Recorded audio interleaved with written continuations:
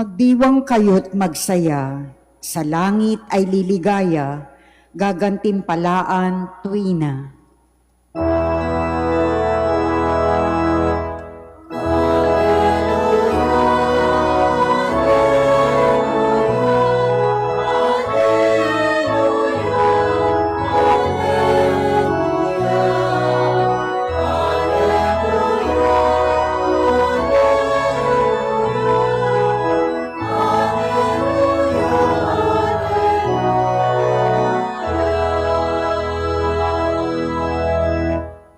Sumainyo ang Panginoon. At sumaiyo rin. Ang mabuting balita ng Panginoon ayon kay San Mateo. Papuri sa iyo, Panginoon. Noong panahong iyon, nang makita ni Jesus ang napakaraming tao, umahon siya sa bundok. Pagkaupo niya ay lumapit ang kanyang mga alagad at sila'y tinuruan niya ng ganito. Mapalad ang mga aba na wala nang inaasahan kundi ang Diyos, sapagkat makakasama sila sa kanyang kaharian. Mapalad ang mga nahahapis, sapagkat tatamuhin nila ang ipinangako ng Diyos.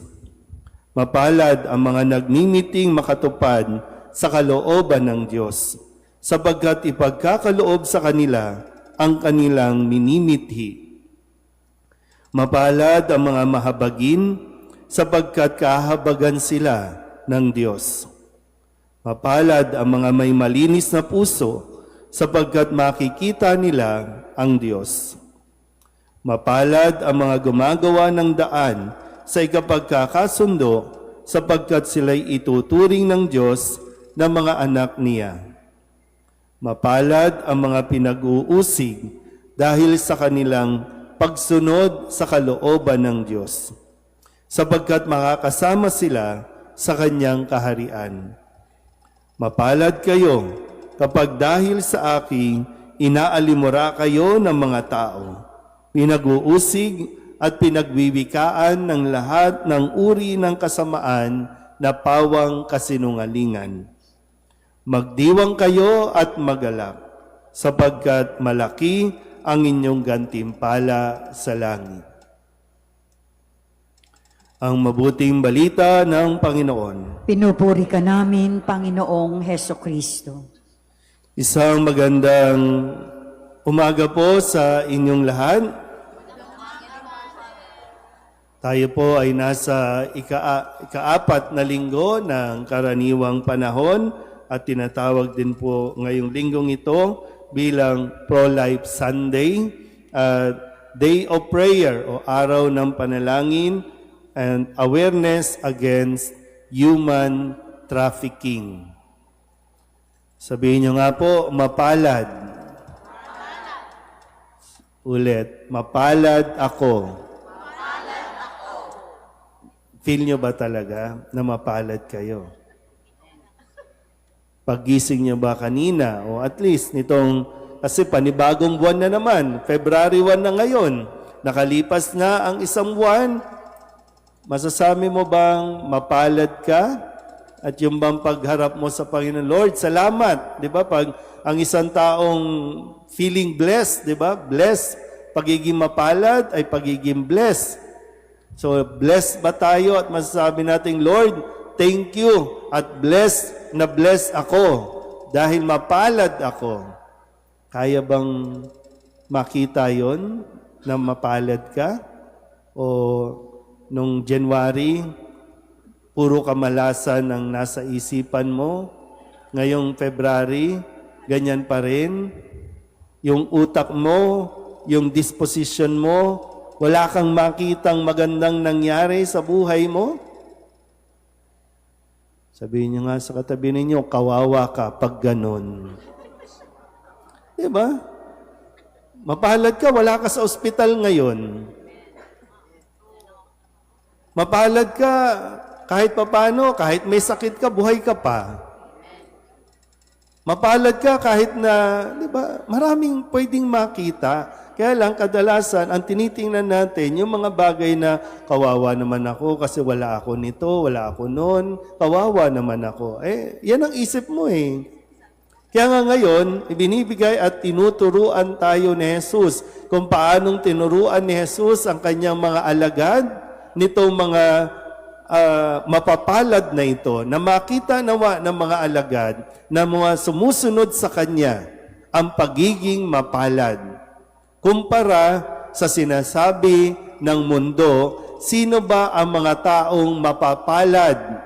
Ang sinasabi ng mundo, ang mapapalad, yun, yung mga nagbabiral, yung mga sikat, yung mayayaman, yung maraming pasaporte, yung maraming bahay at lupa, yung mga nasa posisyon, may kapangyarihan.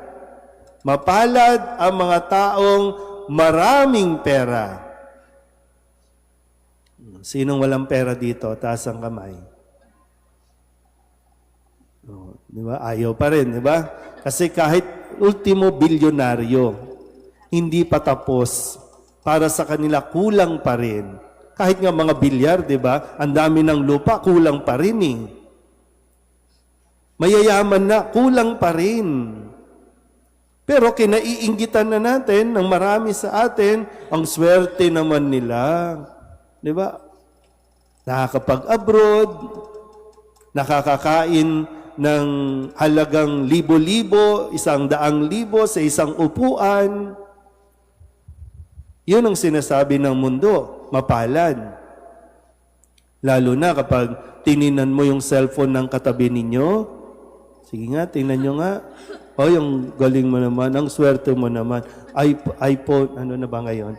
17 na. Lalabas na yung 18. Ang galing naman. Kaya, pag yung cellphone mo, luma pa rin, kawawa naman ako.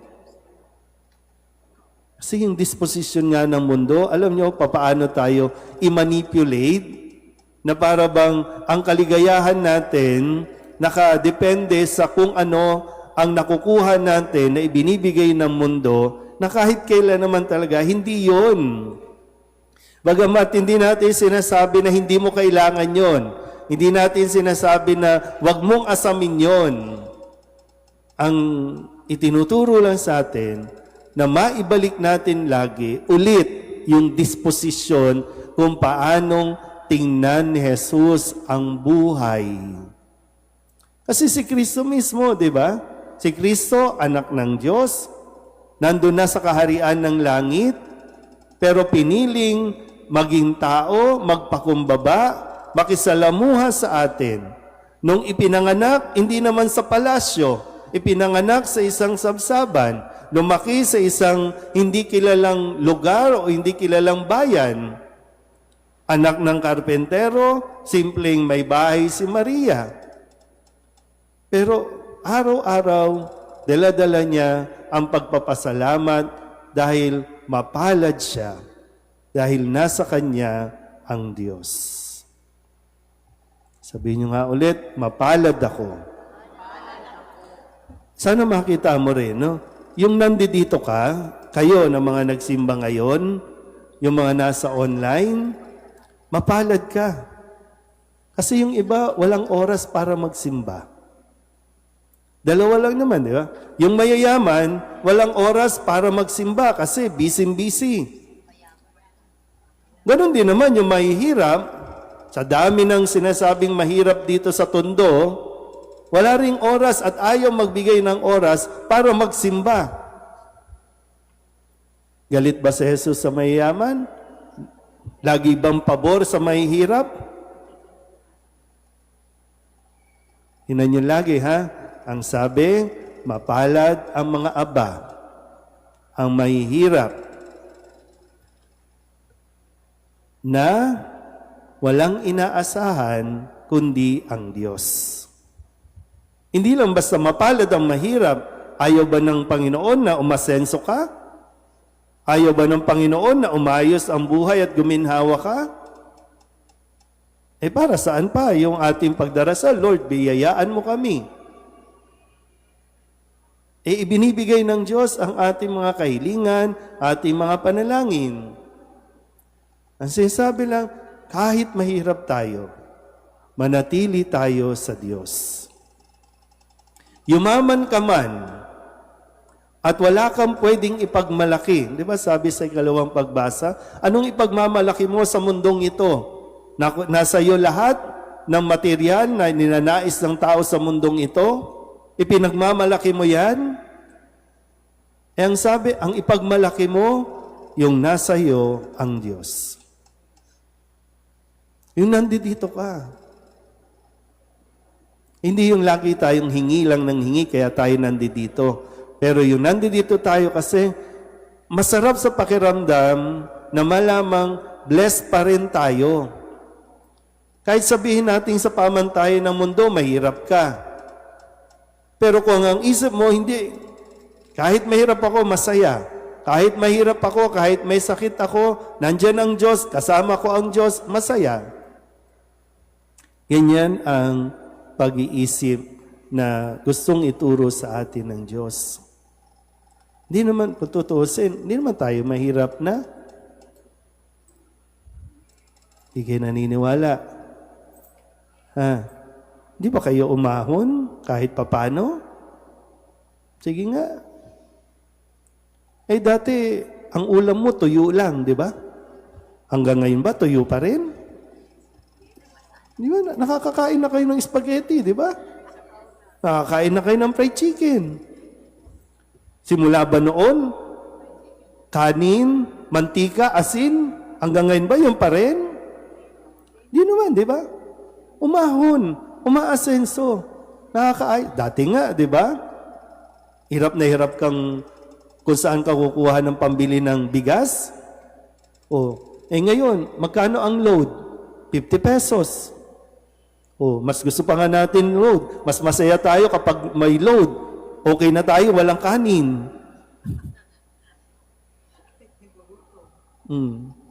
Namumblema tayo dati. Ang mahal ng bigas. Pero ngayon, marami shirataki rice. Di ba?